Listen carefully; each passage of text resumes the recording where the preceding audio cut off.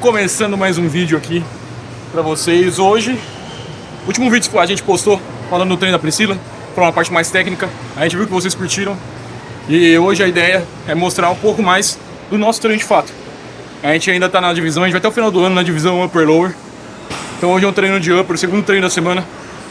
Vocês viram que a gente começou aqui na puxadinha na MapFit, né? Mas a gente tem um detalhe muito importante que a gente quer apresentar pra vocês no plano e no projeto pra nossa melhor versão ano que vem nos palcos. Chega aí, Gu. E aí, galera?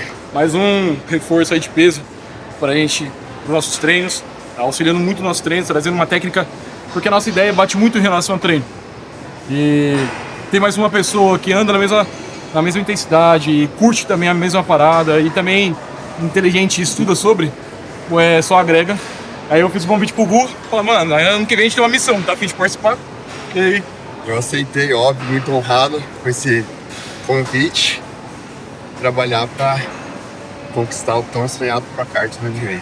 Será? Será? Vambora. A meta tá aí, e desde hoje, desde o ano passado, não tem outro questionamento. É em busca do Procard desse meninão aqui. É só trampar agora. Vamos ver o que vai dar. O trampo a gente vai fazer. O nosso melhor a gente vai entregar, isso sem dúvidas, como a gente sempre faz. Tem coisas que a gente não tem controle, mas acima de tudo que a gente tem controle, a gente vai apresentar o nosso melhor. Isso é fato, né? É um e é fato. óbvio que ele entrou pra somar junto comigo e com o Léo. O Léo também continua a mesma pegada. Salve, galerinha! Então, vambora, vamos acompanhando. A gente começou aqui na MapFit. A gente tem mais uma série. Aqui são 2 séries válidas. A gente fez a primeira, mantém a carga e busca mais uma top 7.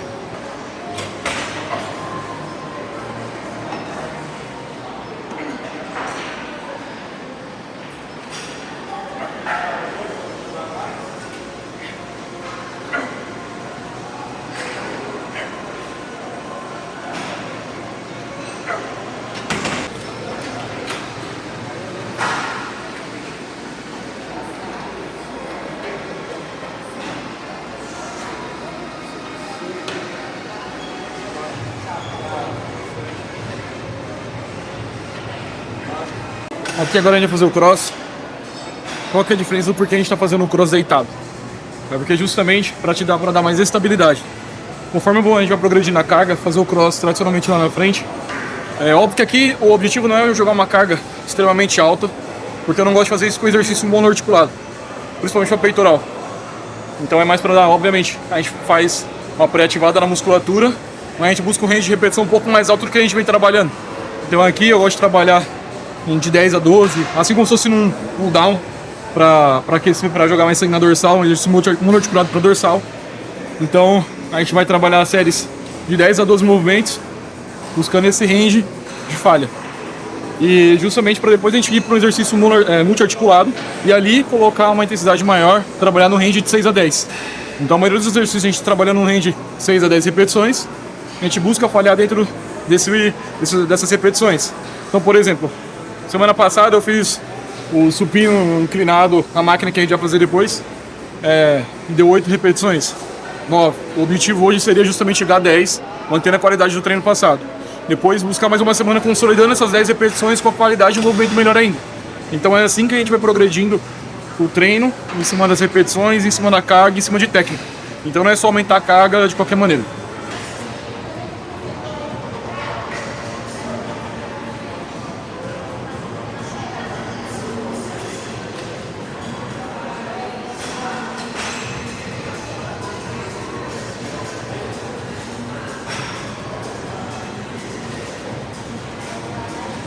Tava discutindo aqui com o Gu, porque essa semana a gente mudou algumas coisas na estrutura do treino e a gente adicionou a remada a cavalinho. Fazia tempo que qualquer um de nós três não fazíamos ela.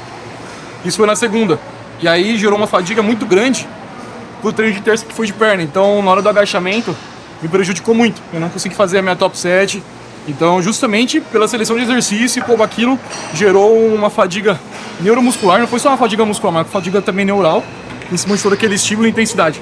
Então, o quanto aquilo prejudica, se você não sabe selecionar o exercício, aquilo pode prejudicar o seu resto da semana e do treino, sabe? Então a gente estava discutindo qual seria a melhor estratégia. Se colocar no primeiro treino da semana de upper, colocar no segundo, porque no segundo, na verdade, a gente vai fazer bom dia, né, de exercício mais intenso assim, mas só que na máquina, então é aquilo. um exercício mais livre com agachamento, por mais que esteja no Smith ainda exige uma força estrutural muito grande do corpo inteiro, uma força global maior, né? Diferente do bom dia, porque é uma máquina, então acredito eu que geraria menos estresse, né, velho? Pode ser que sim, mas eu também estava pensando que eu imagino que posterior de perna é algo que a gente precisa bater bastante, e talvez seja algo prioritário em relação ao seu quadríceps. Então não sei se piorar, entre aspas, um exercício posterior seja melhor do que piorar um de quadríceps. E levando sempre em conta que eu acho que, cara, em algumas semanas... vai gerar adaptação. Vai gerar adaptação, exatamente, é isso. Então talvez seja interessante, desculpa te cortar, mas talvez seja interessante a gente manter essa adaptação com o exercício livre, o cavalinho no caso, fortalecer bem os paravertebrais, que é o problema aqui, para ir voltar a progredir, dar um passinho atrás no agachamento no Smith, para depois voltar a progredir com excelência. Com a lombar forte, com toda a musculatura acessória forte. Por isso a gente tá falando de umas 2-3 semanas no máximo. E vai acontecer isso que o Hugo tá falando, entendeu? Então, tipo, eu acho que talvez eu fiquei muito pensando se vale a pena trocar ou se só dá tempo e paciência e para que essa adaptação aconteça e a gente consiga voltar a progredir no agachamento. Então é isso. Porque sempre que vocês forem fazer uma troca de exercício, não é uma simples troca. A gente vinha fazendo a remada cavalinho com o peitoral apoiado, né, na máquina. Quando você muda para livre, sem nenhum apoio, seus paravertebrais vão trabalhar muito mais. E isso atrapalhou o treino do dia seguinte. Então quem muda, quem treina muito pesado e faz essa mudança assim, simplesmente por querer, sem pensar muito nisso, provavelmente vai se prejudicar e talvez nem vai associar, que é realmente o problema.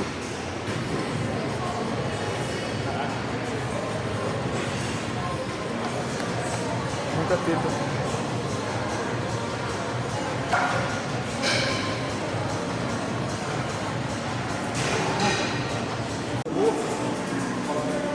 Quer falar? Gravar um pouquinho aí.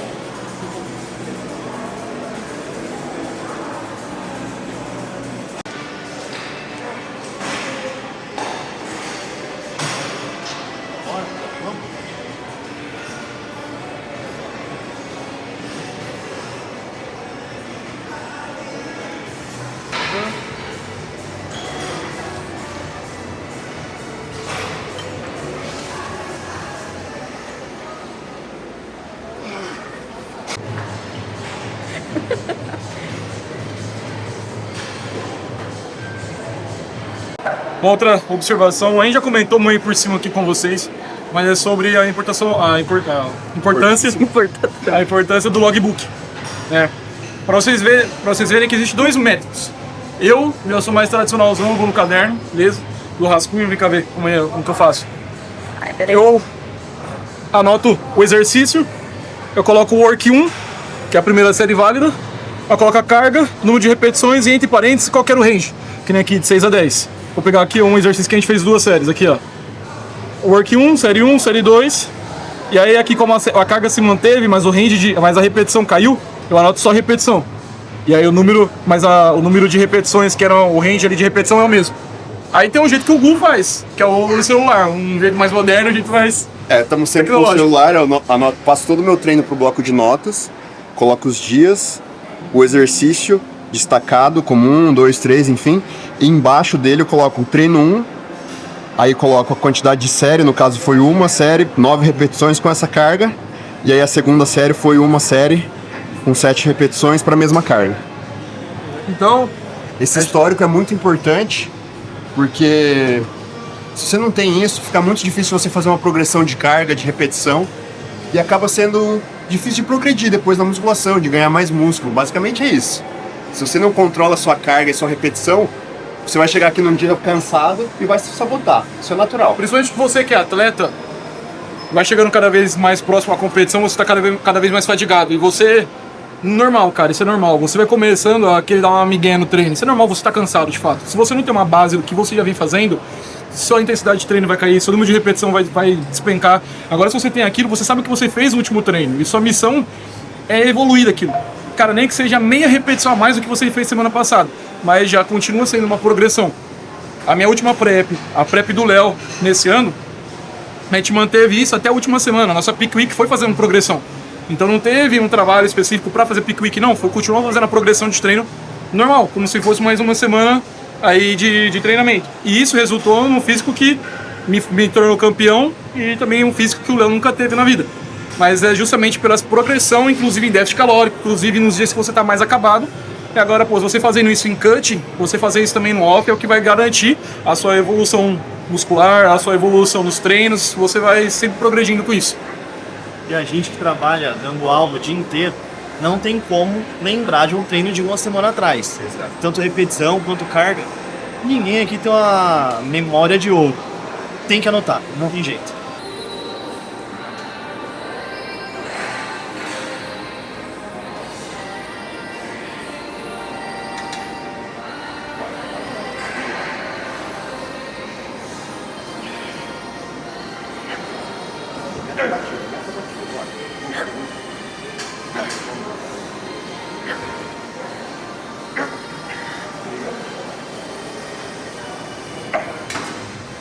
Mulher, atrás.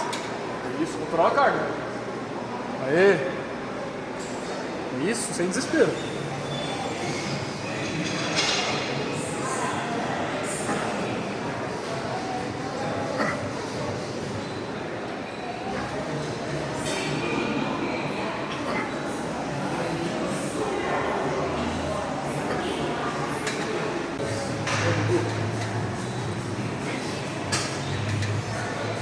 Quatro. Bola. Cinco. Bola. Seis. Vamos. Aqui agora é luta. Bora. Vai. Agora a gente vai fazer, em vez de a gente fazer uma outra top set com a carga, ou fazer um back-off, a gente vai fazer um movimento, só um movimento da retração escapular. Então a gente não vai fazer a flexão do cotovelo, o movimento completo, que seria isso aqui. A gente vai fazer só uma retração da escápula. Então a gente vai estabilizar aqui com a carga e a gente vai fazer só o movimento da escápula de fato, esmagando, fechando lá atrás e alongando de novo. Intuito disso, primeiro, a gente está com uma base teórica na nossa cabeça de que fazendo um movimento assim, estudando através da cinesiologia, você está concentrando mais ação nos romboides de fato, a musculatura mais profunda que liga as duas escápulas. E aí o intuito é justamente a gente ganhar uma espessura maior nessa musculatura, para justamente empurrar também o trapézio para fora e ganhar uma espessura maior no feixe superior da dorsal, né? Ganhando uma largura e uma espessura melhor ali na região. Um outro intuito também que vai caber muito bem aqui, melhorar a consciência corporal ali da região. Isso para quem é iniciante, igual a gente estava conversando, é muito bom também para a pessoa ganhar mais a consciência e fazer isso antes do treino, de costas de fato. Inicia o treino de costas por esse movimento, ganhando, jogando sangue mais nessa região para melhorar a conexão neuromuscular ali e você conseguir fazer o resto do treino de dorsal se ligando mais no movimento das escápulas e não jogando tudo no braço, igual a galera erra muito, né, na verdade.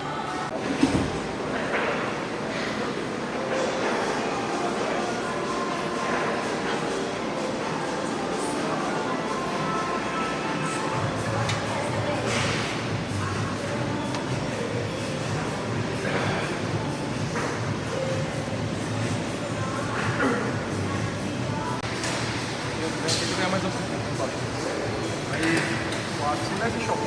Posição leve. Isso. Vamos. 7.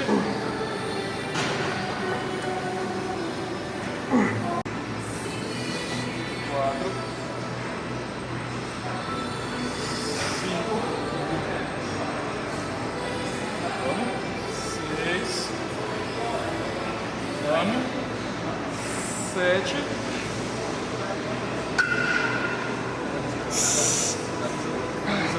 Lá em cima, lá em cima, lá em cima, lá em cima, lá em cima.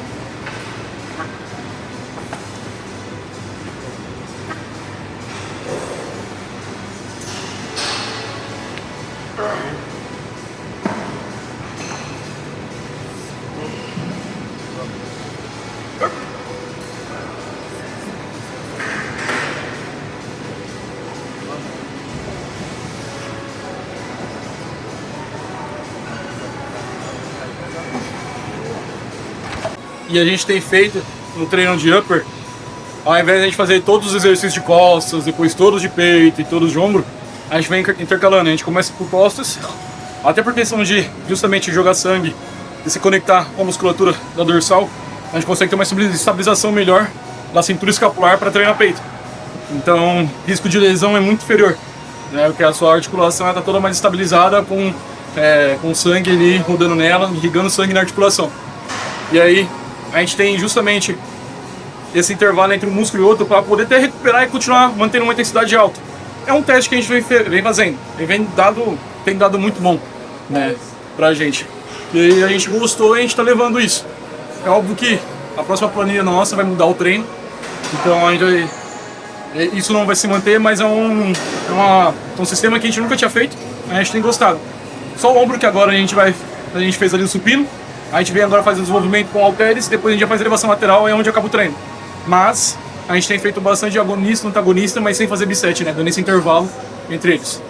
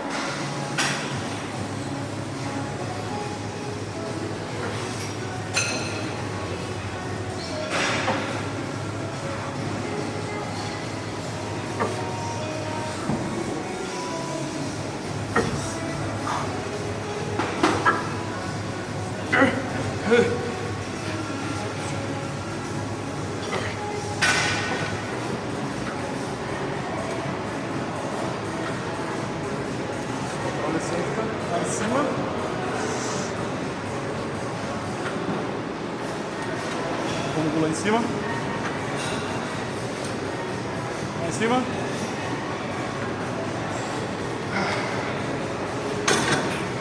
Lá no desenvolvimento, não sei se vocês repararam, a angulação do banco, ela não está em 90 graus.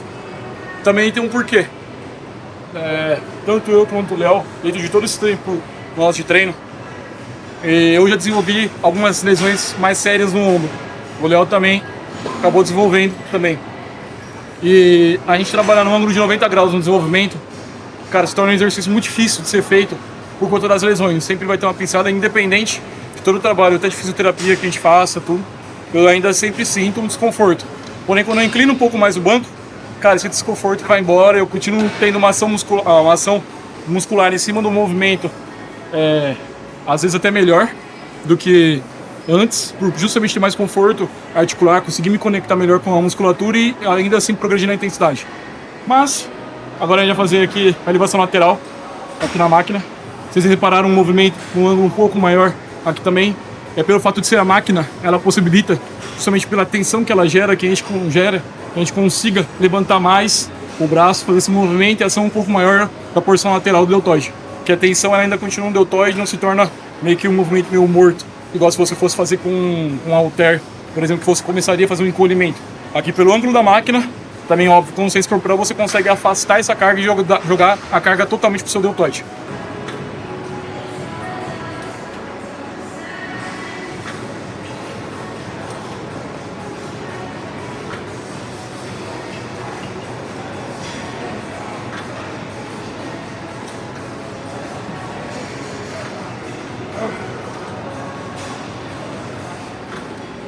Beleza?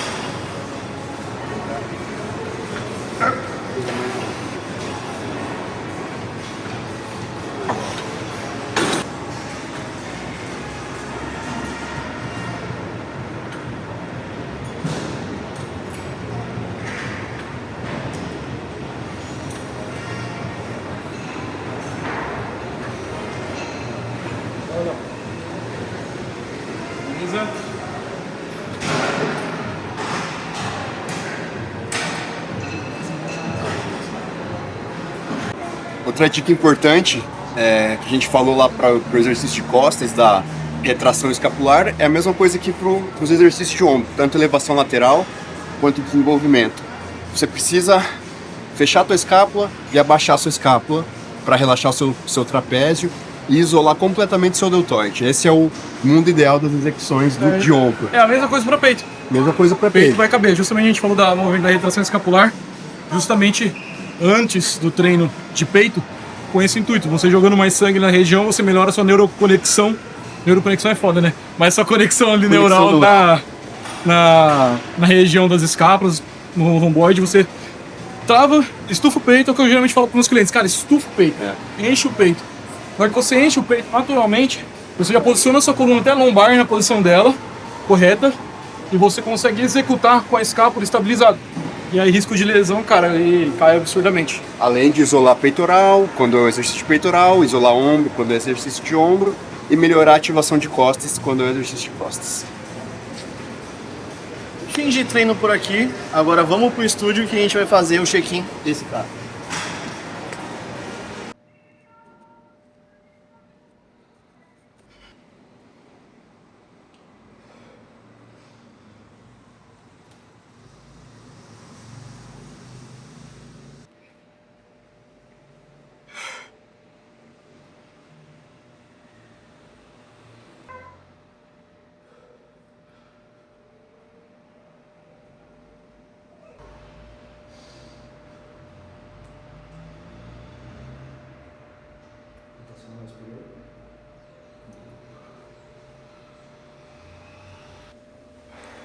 Oiê.